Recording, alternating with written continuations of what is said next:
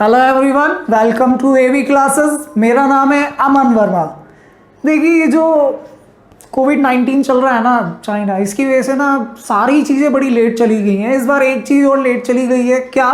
UGC net JRF का form fill करने का डेट 31 मई 2020।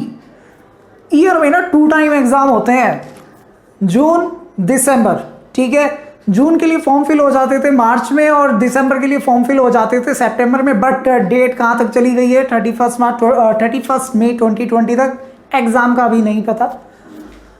जिनको चाहिए कि भाई मेरे को यूनिवर्सिटीज में पढ़ाना है, as a lecturer, as a professor work करना है, या फिर किसी का सब्जेक्ट में बहुत अच्छा इंटरेस्ट है, पकड़ बनानी है, मेरे को तो रिसर्च करना है, अकाउंटेंसी है, कि भाई ये चीज़ें डेबिट या क्रेडिट होती हैं तो क्यों होती हैं, बहुत अच्छी तरीके से सब्जेक्ट को करना है, रिसर्च करनी है। रिसर्च करने के लिए चाहिए होता है पीएचडी करना, और पीएचडी करने के लिए आपको एक एंट्रेंस देना होता है जो है यूजीसी नेट जेआरएफ।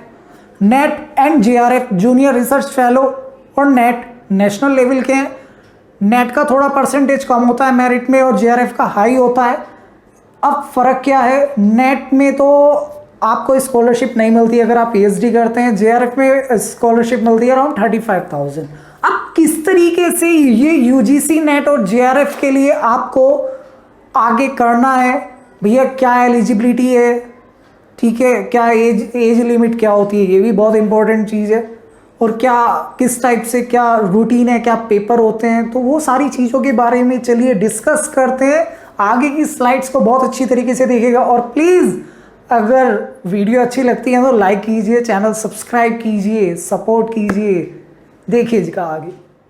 आज हम बात कर रहे हैं यूजीसी नेट जेआरएफ के बारे में कि किस तरीके से स्टार्ट करना चाहिए। देखिए, पहले तो ना लास्ट डेट इस बार 31 मई 2020 है ड्यू टू कोविड-19।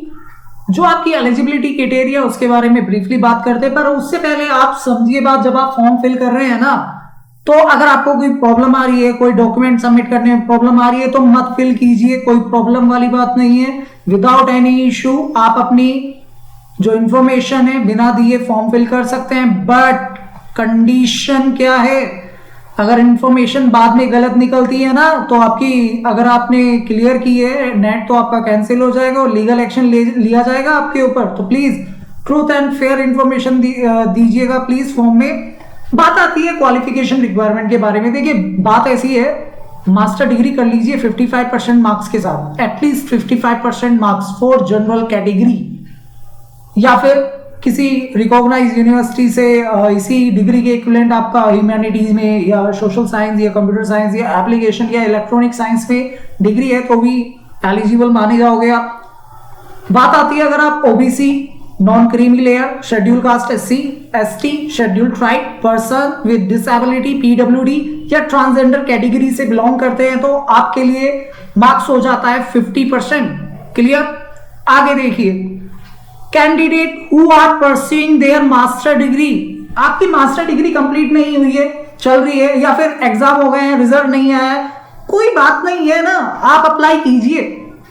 जब आप क्वालिफाइंग कर लेंगे उस टाइम पर डॉक्यूमेंट फिल कर दीजिएगा। बट कंडीशन एक है कि ना, अगर आपका 55% या 50% वॉट कैटेगरी के हिसाब से, तो उतना मार्क्स आना चाहिए। अगर नहीं आता है ना, और अगर आपने क्लियर भी कर लिया है, तो भी सब कुछ मानिएगा कैंसिल हो जाएगा। तो प्लीज सिक्योर कर लीजिएगा 55% मार्क्स इन मास्टर डिग्री और 50% marks in reserve category. Clear? आगे देखिए, सच candidate will also have to complete their master degree with 2 years from the date of UGC NET 2020। आपने मास्टर डिग्री स्टार्ट करी और आपने form fill करा, net clear हो गया, तो आपके लिए ना विद इन 2 ईयर, जिस दिन आपका रिजल्ट आया उससे विद इन 2 ईयर आपका मास्टर डिग्री जरूर कंप्लीट हो जाना चाहिए, नहीं तो आप डिस्क्वालीफाई हो जाएंगे। क्लियर? कैंडिडेट जो पीएचडी डिग्री है, मास्टर लेवल एग्जामिनेशन दिया था बिफोर सितंबर 1991, उनके लिए 5% का रिलैक्सेशन है। क्लियर? आगे देखिए, ट्रांसजेंडर कैंडिडेट ना को प्रोवाइड कराया जाएगा सेम रिलैक्सेशन, यानी कि उनको वही एससी एसटी पीडब्ल्यूडी ओबीसी की कैटेगरी में आएगा। आपको पीछे बताया ही था ये बात मैंने। After that candidate are suggested to choose the same NET subject for paper 2। यहाँ पर 2 पेपर होते हैं, पेपर 1 कंपलसरी होता है, पेपर 2 में आपको टोटल 101 सब्जेक्ट मिलते हैं, जिसमें से आपको अपनी चॉइस का सब्जेक्ट चूज करना है या जिसमें आपने मास्टर डिग्री ऑन की है। क्लियर। जूनियर रिसर्च फेलो, देखिए एक तो होता है नेट और एक होता है जेआरएफ। जेआरएफ में ना आपको ना स्कॉलरशिप का बेनिफिट मिलता है पीएचडी अगर आप करते हो, नेट में नहीं मिलता है। नेट में एज अ ओनली लेक्चरर आप वर्क कर सकते हैं, जेआरएफ का बहुत बेनिफिट होता है, इसके बारे में कभी ब्रीफली बात करेंगे। एज रिलैक्सेशन जेआरएफ के लिए 30 ईयर है, मोर देन 30 ईयर के कैंडिडेट नहीं फिल कर सकते हैं जेआरएफ के लिए। जून 1 2020 तक हो जाना 30 नहीं होना चाहिए। अगर कोई candidate OBC, non creamy layer, SC ST PWD category से, तो उसको 5 ईयर का रिलैक्सेशन है, यानी कि 35 एज क्रॉस नहीं होनी चाहिए। क्लियर। कोई भी कैंडिडेट अगर रिसर्च कर रहा है तो उसको रिलैक्सेशन दिया जाएगा जितना टाइम उन्होंने रिसर्च को दिया है। अपनी पोस्ट ग्रेजुएशन की डिग्री करते टाइम अगर रिसर्च किया है तो जितना टाइम रिसर्च किया उतने टाइम का रिलैक्सेशन मिल जाएगा। बट रिलैक्सेशन किसी भी कंडीशन में 5 ईयर से ज्यादा का नहीं होगा। आपने 7 ईयर दे दिया रिसर्च में, डजंट मैटर, 5 ईयर से ज्यादा नहीं होगा। देखिए यहां पर अगर कोई कैंडिडेट एलएलएम की डिग्री की हुई है तो उसको अपर एज का रिलैक्सेशन 3 ईयर का मिल जाएगा। फिर बात आती है candidate who have serve in the arm forces. Arm forces में जिसने सर्व किया और उसको नेट जेआरएफ करना है तो 5 ईयर का रिलैक्सेशन दिया जाएगा। ठीक।